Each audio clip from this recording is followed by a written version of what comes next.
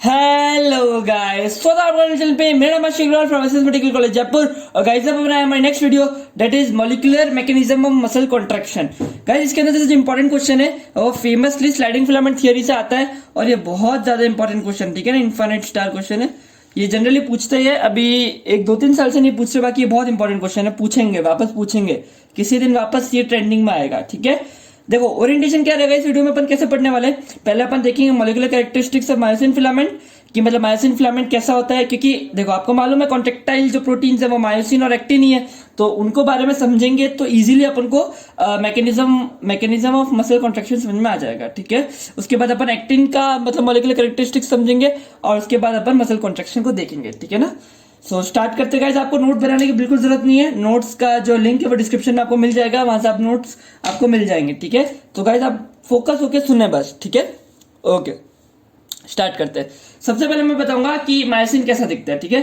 देखो myosin molecule है, myosin filament है, वो बहुत सारे, पहले अपन देखेंगे मायोसिन फिलामेंट, ठीक है। जो मायोसिन फिलामेंट है वो बहुत सारे मायोसिन मॉलिक्यूल से मिलकर के बना है, ठीक है। ये मायोसिन मॉलिक्यूल जो होते हैं ये 6 पॉलीपेप्टाइड चेन है, ठीक है। 6 पॉलीपेप्टाइड चेन, एक सेकेंड, ठीक है। 6 पॉलीपेप्टाइड चेन है। अब ये जो 6 पॉलीपेप्टाइड चेन है इसके अंदर 2 हैवी चेन है और 4 लाइट चेन्स है, ठीक है। 2 हैवी चेन और 4 लाइट चेन, तो इस तरीके से बना है, देखो ध्यान से। 2 हैवी चेन जो है वो आपस में स्पाइरली अरेंज्ड है, ठीक है ना। एक एंड तो स्पाइरली अरेंज्ड है और एक सिंगल अपने आप में अरेंज्ड है, देखो कैसे, इस तरीके से।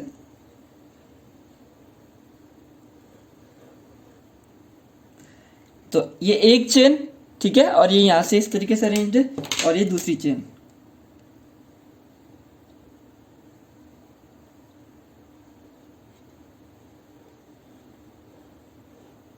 ठीक है। तो इस तरीके से ये अरेंज्ड है। तो जो पीछे वाला एक एंड है ना, ठीक है, वो तो है टेल, ठीक है, ये है टेल। और जो आगे जाके ऐसे अरेंज है ना वो बनाता है हेड। तो ये दो स्ट्रैंड 2 हेड बना रहे, समझ में आ गई आपको बात, समझ में। तो जो अनदर एंड है वो 2 मायोसिन के हेड बना रहे। अब लाइट चेन्स देखो, लाइट चेन्स भी इनके साथ अटैच्ड है, मतलब इस तरीके से कुछ, ये इस तरीके, जैसे मैं इसको ऐसे करते, माइटोकॉन्ड्रिया जैसा दिख रहा है पर ये कोई माइटोकॉन्ड्रिया नहीं है, पॉलीपेप्टाइड चेन्स है, ठीक है।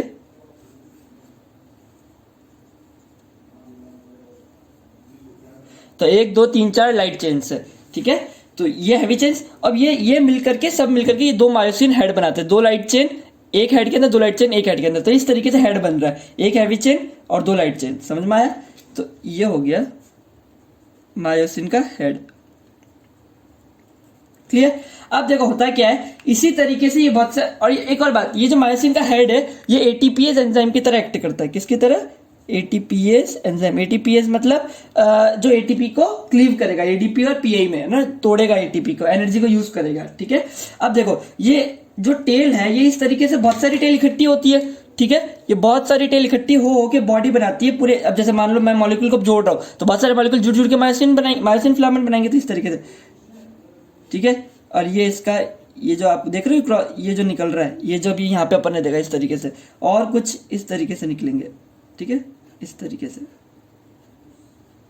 समझ रहे हो, आ रहे समझ में। तो ये जो अलग से ही निकलता है ना, इसको भी अपन समझते हैं। देखो हुआ क्या, ये सारी टेल मिल करके तो क्या बना रही है, बॉडी, ठीक है। अब ध्यान से समझो, टेल का कुछ हिस्सा अलग से लटकता है, देखो ये हिस्सा जो अलग से लटक रहा है, ये देखो, ये वाला देखो, ये वाला समझ रहे हो, ये वाला देखो, ये अलग से लटक रहा है, इसे कहते हैं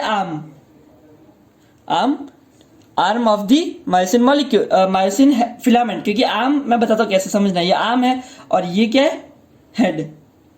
और ये आर्म प्लस जब हेड मिलता है ना, और ये बहुत सारे ऐसे इकट्ठे होते हैं तो ये बनाते हैं क्रॉस ब्रिज। क्या है ये? Cross bridge. तो ये जो अलग से आपको निकलते हुए दिख रहे हैं ये सब क्या है, क्रॉस ब्रिजेस। ये क्रॉस ब्रिज ही एक्चुअली मतलब एक्टिन के साथ जुड़ेंगे और मसल कॉन्ट्रैक्शन कराएंगे, आया समझ में। तो इस तरीके से आप समझ रहे हो, जैसे इस तरीके से हाथ मेरा समझो, देखो मैं आपको बताता हूँ, मैं उठ के बताता हूँ, देखो इस तरीके से, तो इस तरीके से जुड़ा हुआ है और ये इस तरीके से खींचेगा, समझ रहे हो। जैसे ये मेरा, ये तो हो गई बॉडी, ठीक है, बॉडी, और ये आगे का आर्म, ठीक है, ये मायोसिन हेड, तो ये मायोसिन हेड इस तरीके से, और जब कॉन्ट्रैक्शन होना होगा तो ये खींचेगा, ये एक्टिन के साथ जुड़ जाएगा और इसको खींचेगा। तो आपको समझ में आया, ये पूरा हिस्सा हो गया क्रॉस ब्रिज। ओके ओके, तो नेक्स्ट, तो मैंने आपको बता दिया मायोसिन क्या होता है, ठीक है। अब अपन देखते हैं एक्टिन फिलामेंट का क्या चक्कर है, ठीक है ना, एक्टिन फिलामेंट कैसा दिखता है। ओके, देखिए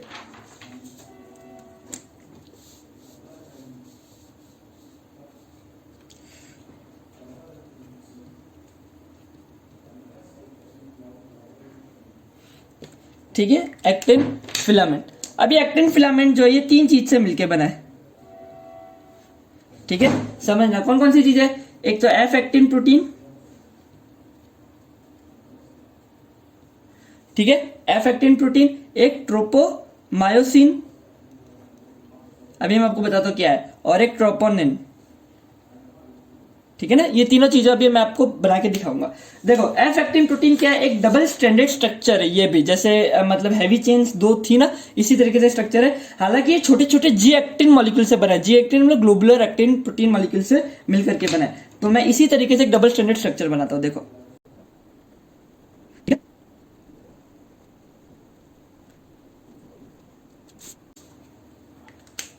समझे।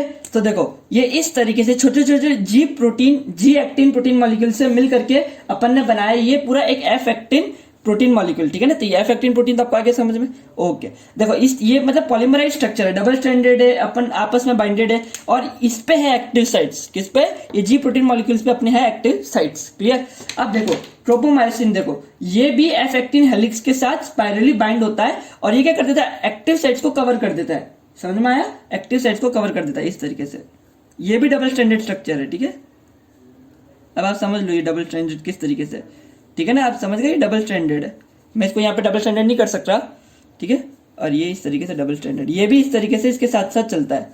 तो समझो ट्रोपोमायोसिन क्या कर रहा है, इसको बाइंड कर दे रहा है। ये मैंने लिखा ट्रोपोमायोसिन, ठीक है। ट्रोपोमायोसिन क्या कर रहा है, जो एफ एक्टिन प्रोटीन मॉलिक्यूल है ना, जो किससे बना, जी प्रोटीन एक्टिन मॉलिक्यूल से, ग्लोबुलर छोटे छोटे ग्लोबुल्स है, ठीक है ना। ये पूरा एफ एक्टिन की क्या कर रहा है, एक्टिव साइट्स को बाइंड कर रहा है। एक्टिव साइट्स ही है जहां पे अपना क्रॉस ब्रिज अटैच होगा मायोसिन का, और वो मायोसिन को खींचेगा। मैं बताता हूं कैसे, ठीक है ना। तो ये है एफ एक्टिन, ठीक है। अच्छा, अब एक और चीज अटैच है, क्या, ट्रोपोनिन, ठीक है ना। ये मैंने बताया था ट्रोपोमायोसिन। अब है ट्रोपोनिन। ट्रोपोनिन देखो क्या होता है, ये 3 तरह के होते हैं, troponin I, troponin C, troponin T, ठीक है। इस तरीके से एक कॉम्प्लेक्स होता है, troponin I, troponin C, troponin T, यहां पे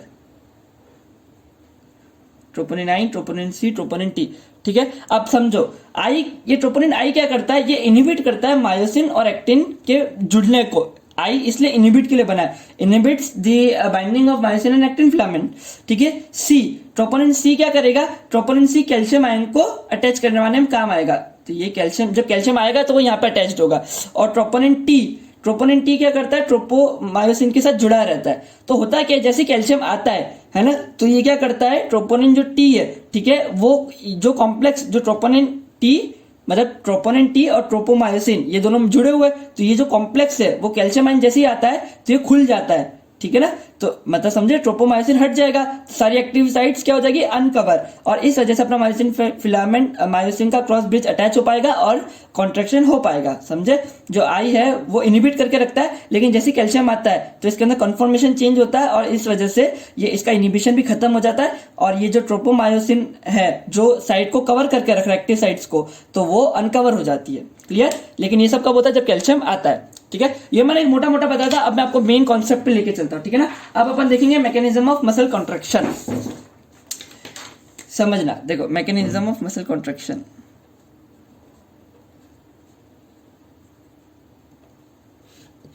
क्लियर। अब अपन देखते हैं मैकेनिज्म ऑफ मसल कॉन्ट्रैक्शन।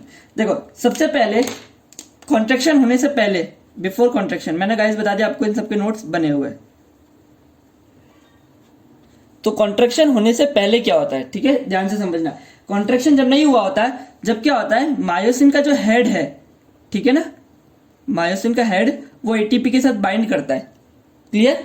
और वो उसको एडीपी, मैंने बताया आपको हेड जो है वो इसके पास एटीपीएस एक्टिविटी है, तो एडीपी पीआई में मतलब क्लीव कर देता है, ठीक है, और कुछ एनर्जी रिलीज होगी।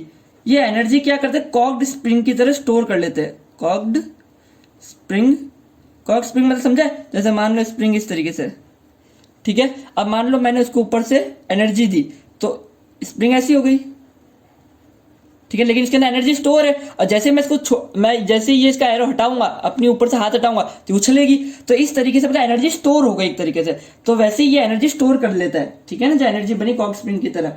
अब क्या होता है, इसके अंदर एक कन्फॉर्मेशन चेंज होता है, ये एडीपीपीआई बना। अब ये कन्फॉर्मेशन चेंज क्या करता है, मतलब मायोसिन के जो हेड है, ठीक है ना, मायोसिन के हेड वो खड़े कर देता है, सारे के सारे मायोसिन हेड ऊपर की तरफ हो जाते हैं, जिससे अब एक्टिन के अंदर मतलब ये ऊपर की तरफ डायरेक्टेड होता है, ठीक है ना, परपेंडिकुलरली टुवर्ड्स एक्टिव साइट, ठीक है, आया समझ में, परपेंडिकुलर टुवर्ड्स एक्टिव साइट। अब देखो अभी तक कैल्शियम आयन आया नहीं है, मतलब अभी तक अपना मसल कॉन्ट्रैक्शन नहीं होना है, कैल्शियम आयन आएगा तभी तो मसल कॉन्ट्रैक्शन होगा, ठीक है। अब देखो जैसे कैल्शियम आयन आया, अब कैल्शियम आयन यहाँ तक कैसे आता है, ये मैंने अपनी पूरी प्लेलिस्ट में आपको बता चुका हूँ, ठीक है ना, बार बार बताऊंगा तो वीडियो लंबी हो जाएगी। अब देखो जैसे अपना कैल्शियम आयन आता है, ठीक है, तो मैंने अभी आपको बताया कि कैल्शियम आयन जैसे ही आएगा तो वो क्या करेगा, ट्रोपोनिन, कौन सा वाला ट्रोपोनिन बताया था ना अभी, ट्रोपोनिन ट्रोपोमाइसिन जो कॉम्प्लेक्स है, मैंने बताया था ना, ट्रोपोनिन ट्रोपोमाइसिन भी कॉम्प्लेक्स बना रहा है, ट्रोपोनिन ट्रोपोमाइसिन जो कॉम्प्लेक्स है, ठीक है ना, उसके साथ जाकर के बाइंड कर जाएगा। अब जैसे ही कैल्शियम इसके साथ जुड़ा, ठीक है, वैसे ही क्या होगा, जैसे ट्रोपोनिन ट्रोपोमाइसिन कॉम्प्लेक्स के साथ कैल्शियम जुड़ा तो अपनी जो भी एक्टिव साइट है वो अनकवर हो जाएगी, ये भी मैंने आपको बताया था, ठीक है। और जैसे अनकवर होएगी, है ना, तो वैसे ही अब अपना बॉन्ड का के बीच में बनेगा, जो बॉन्ड है एक तो अपना क्रॉस ब्रिज, मैंने आपको बताया क्रॉस ब्रिज क्या होता है, क्रॉस ब्रिज और एक्टिव साइट्स के बीच में बॉन्ड बन जाएगा, मतलब ये दोनों एक दूसरे से जुड़ जाएंगे, और जैसे ही जुड़ेंगे वैसे अब अपन को देखने को मिलेगा पावर स्ट्रोक। अच्छा पावर स्ट्रोक क्या होता है, तो पावर स्ट्रोक का मतलब समझो, देखो मैं आपको बताता हूं, मैं एक बार वापस सार्कोमेर फटाफट बनाता हूं, सार्कोमेर नहीं बनाते, रुको अपन देखो, ये है मायोसिन, ठीक है, और ये उसके ऊपर अपना एक क्रॉस ब्रिज, ठीक है, क्लियर। और इस तरीके से है अपने एक्टिन मॉलिक्यूल्स, ठीक है, मान लो ये एक एक्टिव साइट है, ठीक है ना, ये एक एक्टिव साइट है और इस तरीके से, और ये सारे के सारे कैसे अटैच्ड है, जेड लाइन से, ठीक है।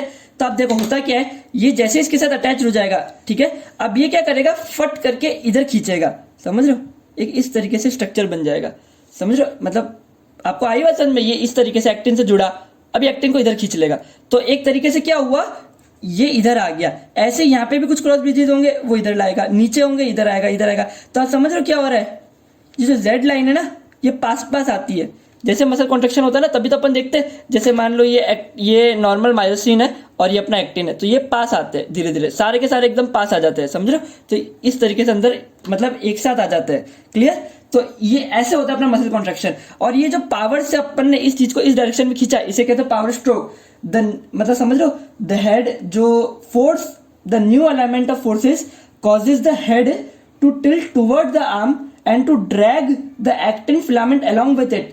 The tilt of the head is called power stroke. समझ में आया।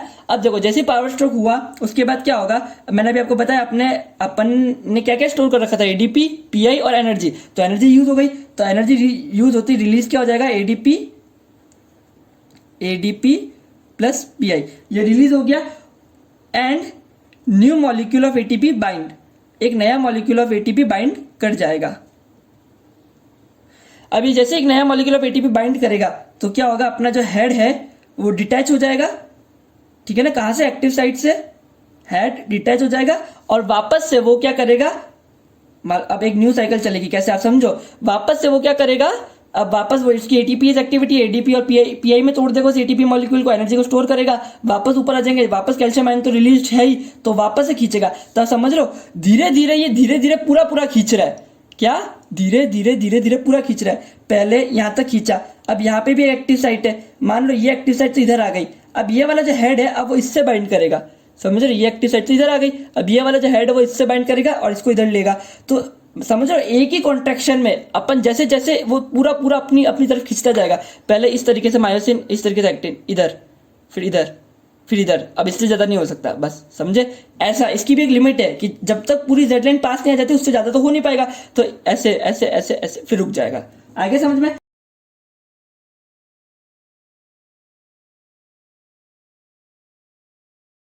तो इस तरीके से पूरा प्रोसेस चलता है। वापस हेड डिटैच हुआ, एटीपी मतलब क्या होगा, क्लीव होगा, एनर्जी स्टोर होगी, वापस मतलब एक्टिव साइट अनकवर होगी, जुड़ेगा, पावर स्ट्रोक होगा। ऐसे पावर स्ट्रोक करते करते करते करते अपन बिल्कुल पास ले आएंगे। अब आप समझ रहे हो क्या हो रहा है, धीरे धीरे ये जो चीजें ये स्टेप बाय स्टेप आगे आ रही है। एक स्टेप, ये देखो एक स्टेप आगे आया, फिर ये वाला एक्टिव साइट जो है इससे फिर आगे आया, ये पहले एक एक्टिव साइट, फिर एक एक्टिव साइट, फिर एक एक्टिव, ऐसे ऐसे करते आगे आ रहा है। इसलिए ये एक स्टेप बाय स्टेप वॉक करता है, समझ रहे हो, walk along the actin filament. अपन क्या कर रहे हैं, एक्टिन फिलामेंट के अलोंग वॉक कर रहे हैं, तो इसलिए इस थियरी का नाम है वॉक अलोंग थियरी।